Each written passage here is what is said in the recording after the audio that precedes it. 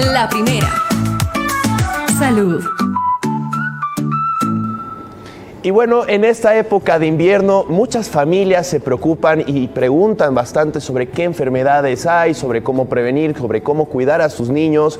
Y bueno, en este caso vamos a hablar de la varicela y el sarampión, los cuales incrementan los casos en estas temporadas. Por eso tenemos el honor de tener la visita del doctor Moisés Ismael Kuzmar, quien es médico pediatra y nos va a dar un poquito más a detalle la explicación de cómo funcionan estas dos enfermedades. ¿Cómo está, doctor Moisés? Muy buenos días. Muchas gracias por la invitación. Es importante dar a conocer esta información para que tengan los niños una mejor protección. Perfecto. Doctor, coméntenos, muchas personas creen que el sarampión y la varicela son prácticamente la misma enfermedad. ¿Cuál es la diferencia más importante? Las dos son enfermedades virales, son causadas por diferentes virus, ¿no? El sarampión por el virus del sarampión y la varicela por el virus del herpes zóster, que es el mismo que causa el herpes más adelante, ¿no? Los dos son bastante contagiosos, afectan a cualquier edad, pero principalmente los niños son los más susceptibles a Viralmente se contagia. Es viral, es a través de la saliva generalmente que ingresa al organismo.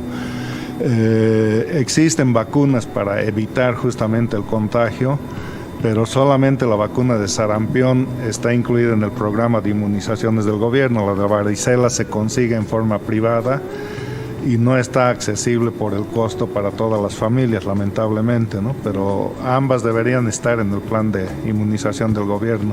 Ok. Sí, doctor, eso justamente estábamos comentando antes de la entrevista, que antes se decía, ¿no?, que era mejor que a uno le dé varicela de niño, que es mejor de tenerla que de mayor, pero lo que me comentaba es que eso era cuando no existía la vacuna de varicela. Correcto, y sin duda era una buena postura, porque el adulto se complica mucho más que el niño. Entonces, cuando no había vacunas, todos iban de visita el día entero con el enfermito para que lo contraigan tempranamente.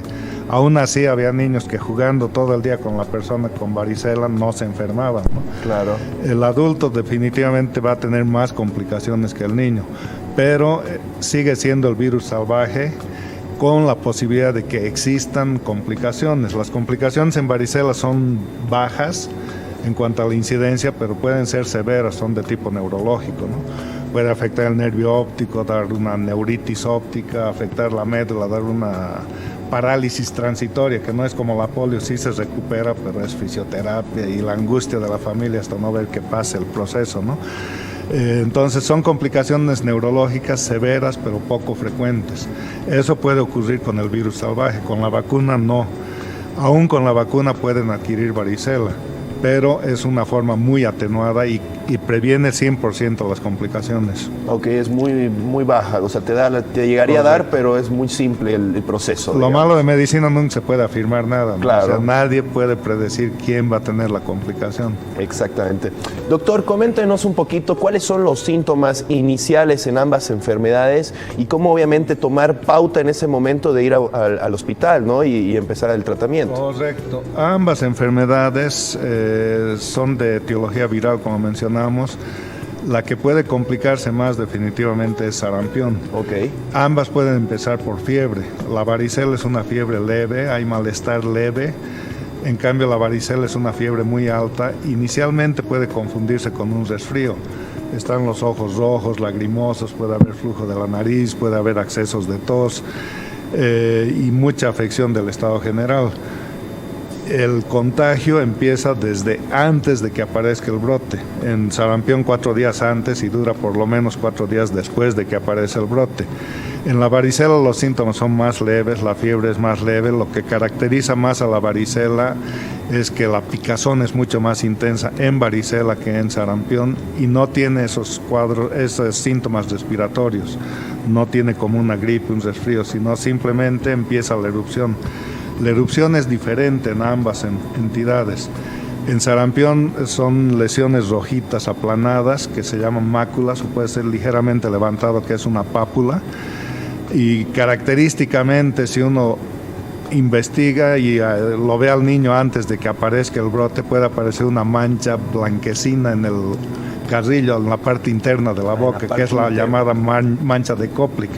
No siempre es fácil verla porque eso aparece al principio, muy al principio de que está empezando la sintomatología. En cambio, en varicela a veces se confunde la erupción inicial con picaduras. Puede ser la misma manchita plana al principio. En sarampión todas las lesiones son uniformes, están al mismo tiempo las mismas lesiones. En cambio, en varicela son 4 lesiones que están todos revueltas. Empieza la manchita, empieza la pápula, que es un poco levantada. Después aparecen las características vesículas, que pueden ser claras, transparentes, el líquido dentro. Estamos hablando del sarampión. De la varicela. De la varicela, ok. En sarampión no existe esa vesícula, Ok. En varicela sí. Y el líquido dentro de la vesícula puede ser claro inicialmente y después se hace turbio, puede ser hasta purulento. Todas esas lesiones van a reventar y van a formar costra.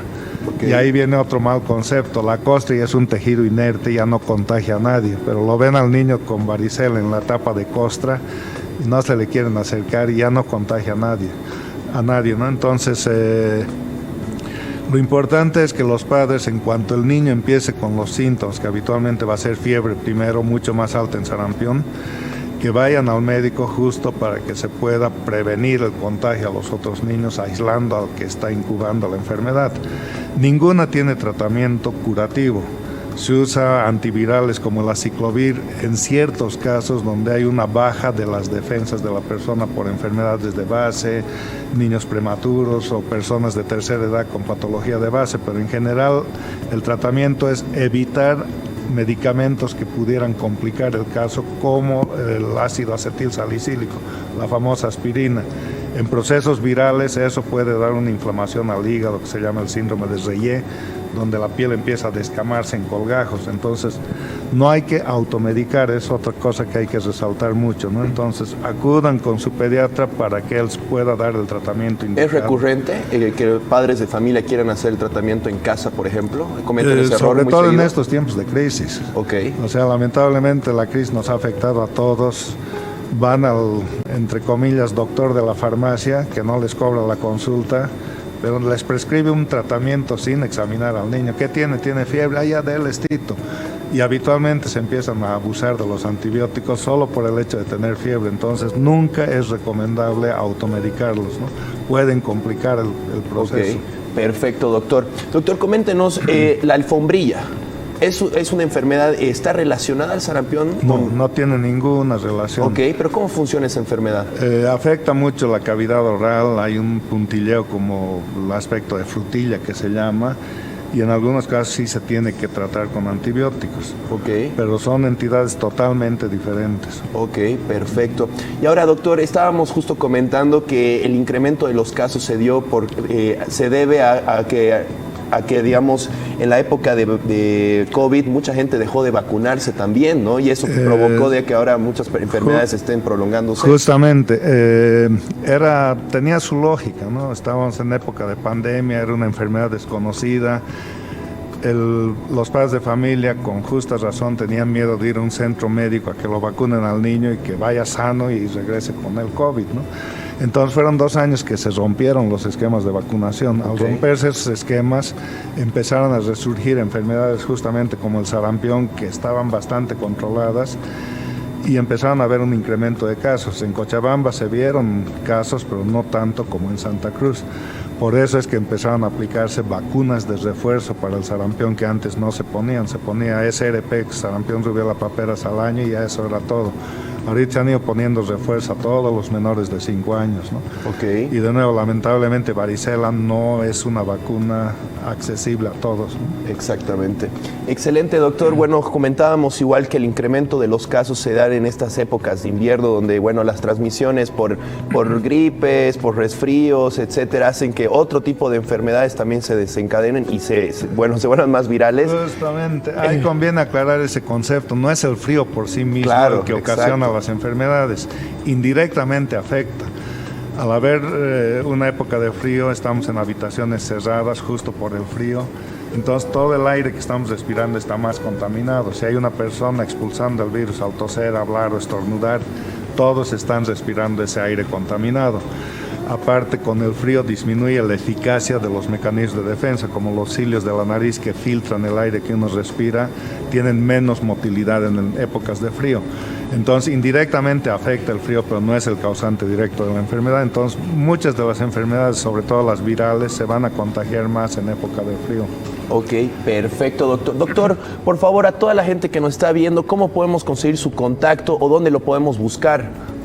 Claro, estoy ubicado en Clinimed, que está en la Tupac Amaru y Paso del Inca, justo frente a la Universidad UPAL. Ok. Es el edificio Tarija, el primer piso.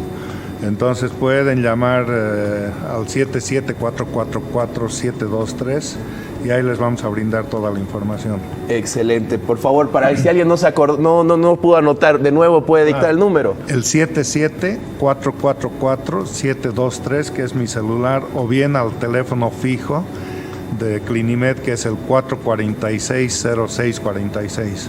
Perfecto, doctor. Muchísimas gracias por su visita. A ustedes y por las los gracias detalles. por la invitación. Muchísimas gracias, doctor. Bueno, muy importante, eso son todo lo que tenemos que hacer y tomar en precaución. Como el doctor mencionaba, es muy importante la información, la prevención y también la vacunación para prevenir este tipo de enfermedades. Muy importante también que al tener ciertos síntomas, usted visite a un médico profesional antes de un tratamiento en casa, el cual puede hacer que su enfermedad crezca y sea mucho peor. Muchísimas gracias. Nosotros continuamos con la primera. La primera. Salud.